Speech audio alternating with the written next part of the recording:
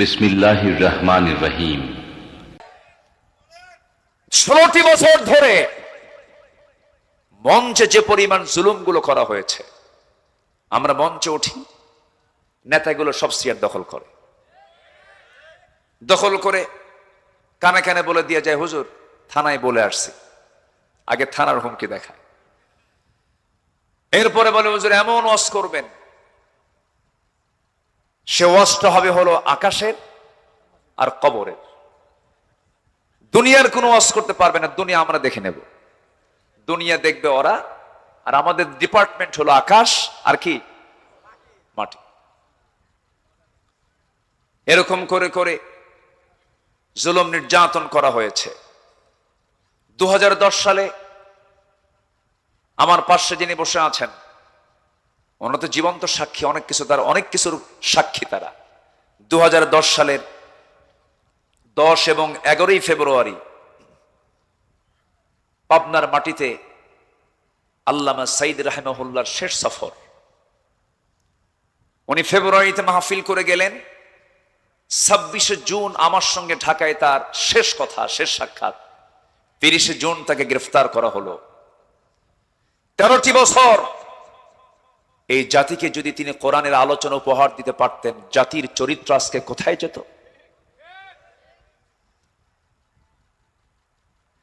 কত পথহারা যুবক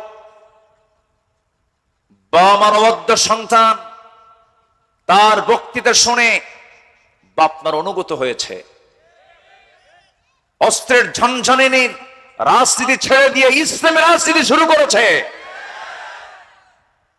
সেই মানুষ গড়ার কারিগর এই মুসলিম উম্মার একটি বিশাল সম্পদ আটকিয়ে রেখে 13 বছর পরিবারের হক, মার হক, সন্তানদের হক, জাতির হক, সমাজের হক, সব হক থেকে বঞ্চিত করা হয়েছে। শেষমেশ তাকে বেঁচে রাখাও হয়নি, পরিকল্পিতভাবে জেল থেকে বের করে হসপিটালাইজড করে পরিকল্পিতভাবে সাজানো নাটক তৈরি করে ষড়যন্ত্রমূলক রাজনৈতিক রাষ্ট্রীয় হত্যা তাকে করা হয়েছে।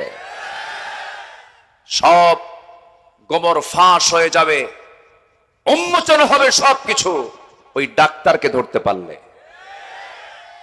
তার গ্রেফতার আমরা দাবি করছি, তাকে গ্রেফতার করা হোক। অবশ্যই তাকে গ্রেফতারের মধ্য দিয়ে এই সত্য উন্মোচন করার দরকার আছে না নাই? সম্মানিত ভাইয়েরা, অনেক কথা আছে, মঞ্চ উঠলেই আল্লামা সাইদির কথা বারবার মনে হয়। এই দেশে এক সময় ওয়াজ হতো রাত 1টার দিকে, ওয়াজ তো হতো না, হতো আওয়াজ। রাত 1টার দিকে আর ওয়াজ হয় হলো আওয়াজ, আলোচনা হয় না, হয় আলু সানা, বাবার কাহিনী, দাদার কাহিনী, বিভিন্ন ওয়াজ টস কইরা, লাইলি মজনুর কাহিনী কইরা ঘন্টার পর ঘন্টা চলে যেত। সেটাকে সংস্কার করে আল্লামা সাইদি কোরআনের তাফসীর কেমন করে করতে হয় তার বাস্তব প্রমাণ তিনি দেখিয়েছেন এই বাংলার জমিনে। বলি আলহামদুলিল্লাহ। আল্লাহ তুমি তার কবরটাকে জান্নাতের টুকরা বানিয়ে দাও, জোরে বলি আল্লাহুম্মা আমিন।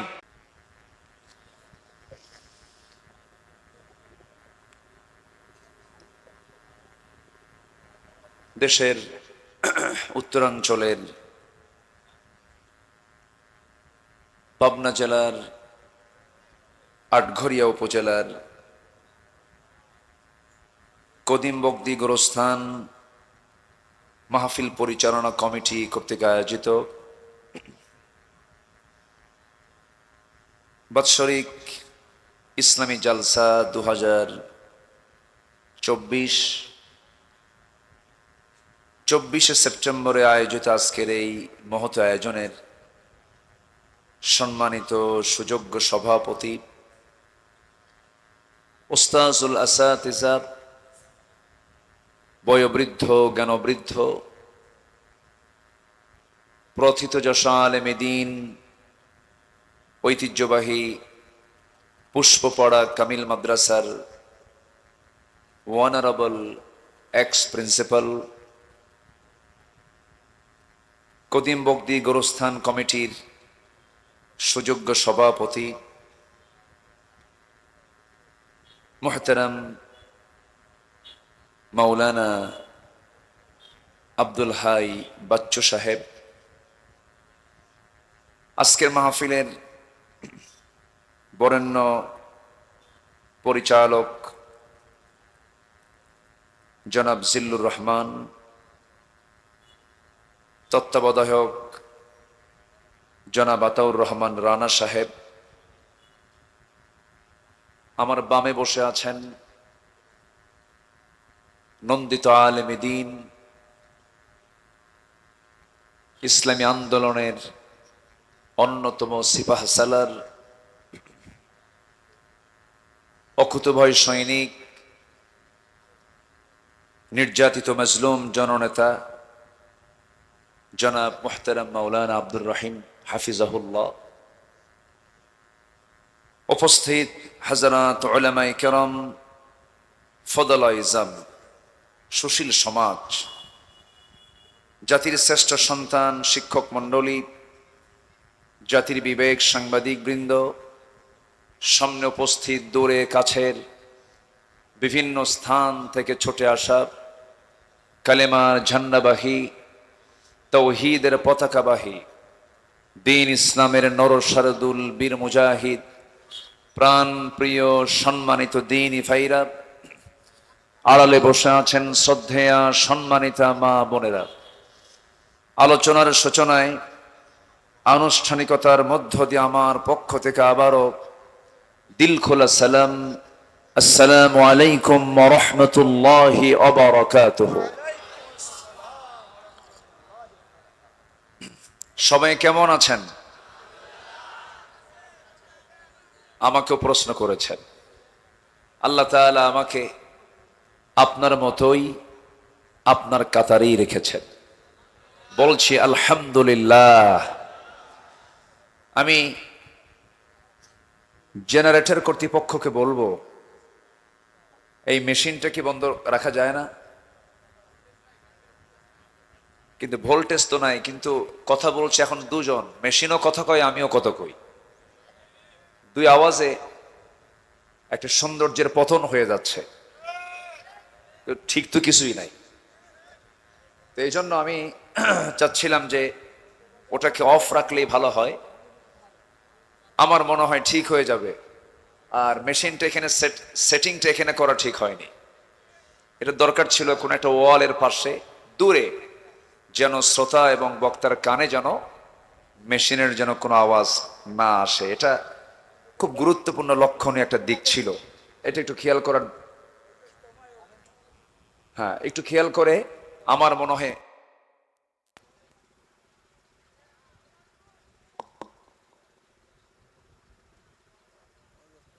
জি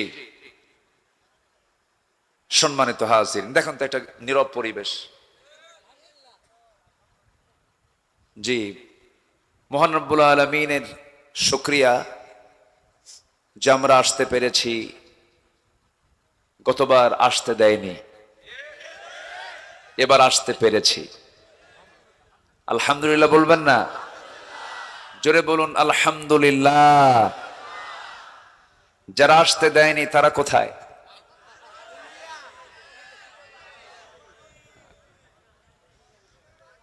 সম্মানিত ভাই বন্ধুগণ, ফেরাউন বেঁচে ছিল 1600 বছর, আর আমার দেশের ফেরাউন বেঁচে ছিল 16 বছর। ঠিক আছে না? তো কত 1600 বছর কোথায়, আর মাত্র 16 বছর আমরা অস্থির হয়ে পড়েছিলাম, খালি বলছিলাম মাতা নাসরুল্লাহ, মাতা নাসরুল্লাহ। অথচ 1600 বছর হায়াত পেয়েছিল ফেরাউন, তার জুলুম, তার অত্যাচার, 40,000 শিশুকে হত্যার মধ্য দিয়ে সে আল্লাহর পয়গম্বরের জন্ম ঠেকাতে চেয়েছিল। কিন্তু আল্লাহ তাআলার কি দৃষ্টান্ত, সেই শত্রুর ঘরে তিলে তিলে আল্লাহর পয়গম্বর মুসাকে আল্লাহ নিজে বড় করেছে। সে আল্লাহ না আছেন না নাই? আছেন, তিনি সব পারেন। যাই হোক, বসতে পেরেছি জান্নাতের টুকরায়, কালেমাতুশ শুকর আদায় করি, বলি আলহামদুলিল্লাহ। চিৎকার মেরে বলছি আল্লাহুম্মা ইন্নী আসআলুকা আল হুদা ওয়াত তুকা ওয়াল আফাফা ওয়াল গিনা। সবাই বলি আল্লাহুম্মা আইন্নি আলা যিকরিকা ওয়া শুকরিকা ওয়া হুসনি ইবাদাতিকা। আমরা আল্লাহ তাআলার শুকর আদায় করে নিলাম। আমার পাশে যিনি বসে আছেন তিনি আমাকে সকাল বিকাল পড়াতে পারবেন। তার ইলমের গভীরতা, হাজার হাজার ছাত্রের, হাজার হাজার আলেমের তিনি উস্তাজ। আল্লাহ তুমি তার হায়াতকে লম্বা করে দাও।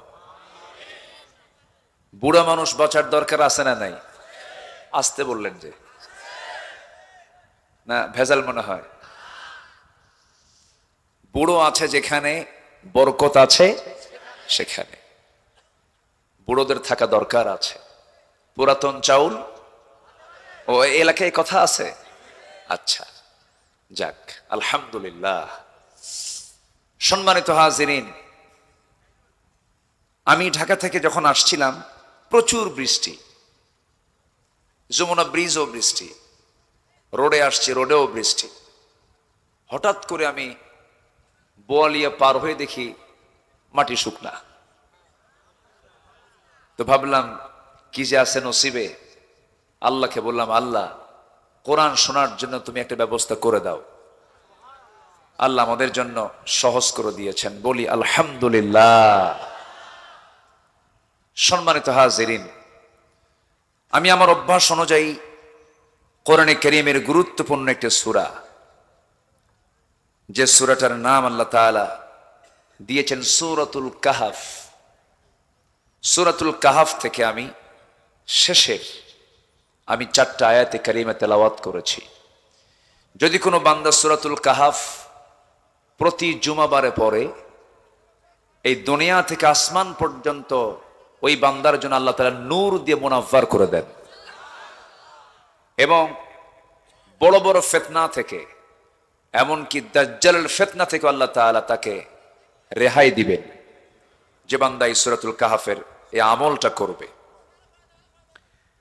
সেই সূরাতুল কাহাফের আমি শেষ থেকে তেলাওয়াত করেছি। আমার অভ্যাস অনুযায়ী সেই তেলাওয়াতকৃত আয়াতকে সামনে রেখে কিছু কথা বলতে চাচ্ছি। ওয়ামা তাওফীকি ইল্লা বিল্লাহ আলাইহি তাওয়াক্কালতু ওয়া ইলাইহি উনীব। আসুন আমরা সোজা সে আয়াতের দিকে চলে যাচ্ছি। কথা বলা যাবে না তো, এখানে কথা বলে কে? হাত দিয়ে কাজ করেন, কথা বলা যাবে না। জি, আমরা যেখানে বসে আছি এই জায়গার বরকত কি সবচেয়ে কম না সবচেয়ে বেশি? কিসের কারণে? আচ্ছা, এখানকার সম্মান কম না বেশি? এই মাহফিলের সৌন্দর্য যদি কেউ নষ্ট করে, তার শাস্তিও কম হবে না বেশি হবে? বেশি হবে। সৌন্দর্যের ব্যাঘাত করা যাবে না। মাহফিলের সৌন্দর্য রক্ষার দায়িত্ব একার না সবার? একার না সবার? শৃঙ্খলা রক্ষার জন্য 1 নম্বর শর্ত হচ্ছে, যে যেখানে আছেন নামাজে দাঁড়ালে যেমন, ইমামের পেছনে জামাতে নামাজে দাঁড়ালে যেমন আর পেছনে যাওয়ার উপায় নাই সালাম ফেরা না পর্যন্ত, ঠিক তেমনি কোরআনের আলোচনা যেখানে শুরু হবে এখান থেকে নড়ারও কোনো সুযোগ নাই। এটা ইবাদত, কিন্তু এটা কি ইবাদত? ইবাদত মনে করে যে যেখানে আছেন সাহাবীদের মতো গুণ অর্জন করে। আমার রাসূল যখন কথা বলতেন সাহাবে কেরাম চুপ করে বসে থাকতেন। নড়াচড়া তো দূরের কথা, উড়ন্ত পাখি মাথার উপরে বসতো, টের পেত না মানুষ না গাছ। পিনপতন নীরব হয়ে আমরা বসে থাকবো। জোরে বলি ইনশাআল্লাহ। কিসের সম্মানে? কোরআনের সম্মানে। কোরআন যারা মানে, কোরআন যারা পড়ে, কোরআন যারা শিখে, কোরআন যারা শিখায়, তারা হচ্ছে এই পৃথিবীর ভিতরে সবচাইতে শ্রেষ্ঠ বান্দা। আমার কথা না নবীর কথা? নবীর কথা। খায়রুকুম মান তাআল্লামাল কুরআনা ওয়া আল্লামাহু। আলেম পাশে থাকলে একটু সুবিধা আছে, কোথাও কোনো গ্যাপ থাকলে এটা পূরণ হয়ে যায়। বলি আলহামদুলিল্লাহ। তাহলে এই কোরআনটা পৃথিবীর কোরআন না আসমানের কোরআন? আসমান থেকে নাজিল করেছেন কে? আসতে বলবেন না, তিনি কে নাজিল করেছেন? আল্লাহ। কোরআন তার নিজের পরিচয় একবার দিয়েছে না বারবার দিয়েছে? বারবার। যেখানে যাবেন আগে কোরআন সম্পর্কে আগে কোরআন ক্লিয়ার করেছে, আমি কে, আমার পরিচয়টা কি। আল্লাহ রাব্বুল আলামিন এক জায়গায় বলছেন সূরা বনী ইসরাঈল ৯ নম্বর আয়াতে বলছেন, ইন্না হাযাল কুরআন ইয়াহদি লিল্লাতী হিয়া আকওয়াম ওয়া ইউবাশশিরুল মুমিনিনা আল্লাযীনা ইয়া'মালুনাস সালিহাত আন্না লাহুম আজরান কাবীরা। কোরআন কার উপর নাযিল হয়েছে?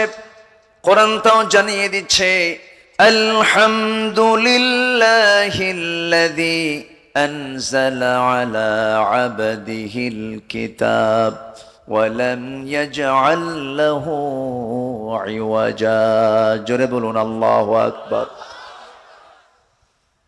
কোন সময় নাজিল হয়েছে, কোন মাসে নাজিল হয়েছে, দিনে না রাতে, সব বক্তব্য কোরআনে অস্পষ্ট না সুস্পষ্ট? সুস্পষ্ট, সব আল্লাহ ক্লিয়ার করেছেন। এটা অস্পষ্ট কোনো কিতাব নয়, কিতাবুম মুবিন, সুস্পষ্ট একটি কিতাব, যার মধ্যে সংসদ পরিচালনার পদ্ধতি আছে। গণভবন চলবে কেমনে, বঙ্গভবন চলবে কেমনে, সচিবালয় চলবে কেমনে, আইন বিভাগ চলবে কেমনে, বিচার বিভাগ চলবে কেমনে, ফৌজদারি দণ্ডবিধি সহ সকল বিধির উপস্থিতি কোরআনে আছে না নাই? কিন্তু কোরআনকে এইরকম করে মানতে চায় না এমন মুসলিম নাম ধরে আমার দেশে আছে না নাই? আচ্ছা, কোরআনকে মানতে চাই ধর্মীয় কিতাব। কোরআন থাকবে মসজিদে, কোরআন থাকবে মাদ্রাসায়, কোরআন থাকবে খানকায়, কোরআন থাকবে দরবারে। কোরআন কেন পার্লামেন্টে আসবে? এমন চেতনার আধুনিক, ওরা আধুনিক মুসলিম বলে, ওরা আবার কি মুসলিম বলে? আধুনিক মুসলিম, মডার্ন মুসলিম। তাহলে ওদের চিন্তা হলো কোরআনটাকে তারা একটা নির্দিষ্ট গণ্ডিতে রাখতে চায়। কোরআন কি এক জায়গার না সব জায়গার? কোরআন ছাড়া যেখানেই চলবে সেখানেই অপূর্ণতা পেয়ে বসবে, আর কোরআন যেখানে থাকবে সেখানেই পূর্ণতা চলে আসবে। যেরকম সুবহানাল্লাহ। কোরআন আছে যেখানে, রহমত আছে সেখানে। কোরআন নাই যেখানে, গজব আছে সেখানে। আমরা তো গজবের মধ্যেই ছিলাম 16 বছর। কোরআন ছিল? কোরআন ছিল? ছিল না। আমাদেরকে কত কি বলা হলো, আমরা নাকি পালাই। আলেমরা কই পালায়? 2009 সালে আমার জীবনের প্রথম হজের সফর, 2009 সাল প্রথমবার আমি হজে যাই। ওই বছরই জীবনের শেষ হজ সম্পূর্ণ করেন মরহুম শহীদ আল্লামা দেলোয়ার হোসেন সঈদ রাহিমাহুল্লাহ। ওনার জীবনের শেষ হজ আমার জীবনের প্রথম হজ। সেই হজের সফরে আল্লামা হুজুরকে বলা হলো, দেশে ট্রাইব্যুনাল গঠন হচ্ছে, মামলা প্রস্তুত হচ্ছে, তো আপনার তো না গেলেও চলবে, আপনি এখানে নাগরিকত্ব পেয়ে যাবেন, বহু দেশ আপনাকে চাবে, আপনি যদি আশ্রয় চান রাজনৈতিক আশ্রয় নিতে পারবেন। উনি বলে ফেললেন, আমার দল, আমার দ্বীনি ভাই, আমার কর্মী কষ্টে থাকবে আর আমি আরামে থাকবো, এটা কি হতে পারে? আমি আমার দেশকে ছাড়বো না, আমি আমার আত্মীয় স্বজনকে ছাড়বো না, আমি আমার দলীয় কর্মীকে ছাড়বো না, আমার নেতৃত্বকে আমি কখনো মাইনাস করতে পারবো না, প্রয়োজনে শহীদ হয়ে যাব, দেশ ছাড়বো না। উনি বলেছেন পালাবো না আমি। ফিরে এসেছেন। আলেমরা পালায়? পালায় কে? হাসিনা পালায়। পালাইছে না? পালাইছে কিনা বলেন, পালাইছে কিনা? যারা ওই দল করেন নিজের বিবেককে প্রশ্ন করে দেখেন, এই দুঃসময়ে আপনার নেতা কিন্তু, আপনার নেত্রী কিন্তু ঠিকই মুরগির রান খাচ্ছে। আপনার নেত্রী আপনাকে বিপদে ফেলে চলে গেছে, কিন্তু ইসলামের নেতৃত্বে তা নাই। ইসলামী নেতৃত্বে নেতাই বেশি বিপদে পড়ে, কর্মীকে নেতা নিরাপদে রাখে। এটাই হচ্ছে বাতিল নেতৃত্ব এবং হক নেতৃত্বের তফাৎ। উহুদের ময়দানে আমার নবীজি কম মার খেয়েছেন না বেশি মার খেয়েছেন? বেশি। নেতা মার খাইছে কম না বেশি? বেশি। কষ্ট পাচ্ছেন নাকি আপনারা? হয়তো অনেকে ভাবছেন আপনি হুজুর ডিরেক্ট কথা বলছেন। এটা ডিরেক্ট না তো, এটা বাস্তব কথাই। 16টি বছর ধরে মঞ্চে যে পরিমাণ জুলুমগুলো করা হয়েছে, আমরা মঞ্চে উঠি, নেতাগুলো সব চেয়ার দখল করে কানে কানে বলে দিয়ে যায় হুজুর থানায় বলে আসছি। আগে থানার হুমকি দেখায়, এরপরে বলে হুজুর এমন ওয়াজ করবেন, সে ওয়াজটা হবে হলো আকাশের আর কবরের। দুনিয়ার কোনো ওয়াজ করতে পারবে না, দুনিয়া আমরা দেখে নেব, দুনিয়া দেখবে ওরা, আর আমাদের ডিপার্টমেন্ট হলো আকাশ আর কি মাটি। এরকম করে করে জুলুম নির্যাতন করা হয়েছে। 2010 সালে আমার পাশে যিনি বসে আছেন, ওনারা তো জীবন্ত সাক্ষী, অনেক কিছু, তার অনেক কিছুর সাক্ষী তারা। 2010 সালের 10 এবং 11 ফেব্রুয়ারি পাবনার মাটিতে আল্লামা সাইদ রাহিমাহুল্লাহর শেষ সফর। উনি ফেব্রুয়ারিতে মাহফিল করে গেলেন, 26 জুন আমার সঙ্গে ঢাকায় তার শেষ কথা, শেষ সাক্ষাৎ। 30 জুন তাকে গ্রেফতার করা হলো। 13টি বছর এই জাতিকে যদি তিনি কোরআনের আলোচনা উপহার দিতে পারতেন, জাতির চরিত্র আজকে কোথায় যেত?